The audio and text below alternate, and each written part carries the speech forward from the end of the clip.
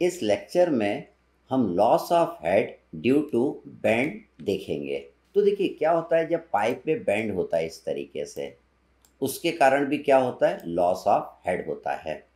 तो देखिए इसमें क्या होता है, when there is any bend in a pipe the velocity of flow changes due to which the separation of the flow from the boundary and also the formation of the eddies takes place. ठीक है, तो bend के कारण क्या होता है, separation of the flow हो जाता है, फ्रॉम द बाउंड्रीज से सेपरेशन हो जाता है फ्लो का, और क्या होता है, एडीज फॉर्मेशन हो जाता है। एडीज फॉर्मेशन के कारण क्या होता है, एनर्जी लॉसेस होती है।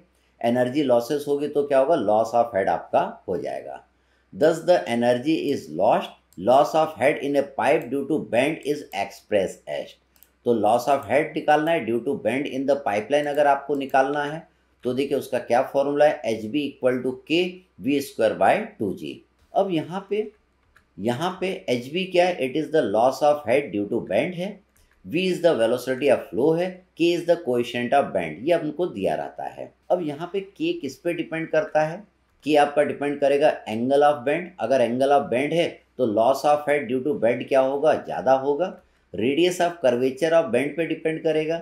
तीसरा आपका डायमीटर ऑफ द पाइप पे इस k की वैल्यू आपकी डिपेंड करेगी। इसी तरह अगर loss of head in various pipe fitting आपको निकालना है, ठीक है, हो सकता है पाइप में बॉल वॉल लगा रहा है या गेट वॉल लगा रहा है और हमें लॉस ऑफ हेड निकालना है, तो उसके लिए हम क्या करेंगे, हमारा फॉर्मूला क्या है, h p f equal to k v square by 2g। तो यहाँ पे एच पी एफ क्या है, that is loss of head due to various pipe fitting है आपका, v इज द वेलोसिटी है आपका, k is the coefficient of pipe fitting है।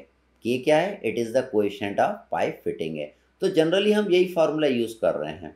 ठीक है, तो ये k की वैल्यू आपको बेंड के लिए भी दिया रहेगा, आपको पाइप फिटिंग के लिए भी दिया रहेगा, वो वैल्यू हम यहाँ पे पुट कर देंगे तो you will get the value of loss of head due to bend और loss of head due to various pipe fitting आपको मिल जाएगा।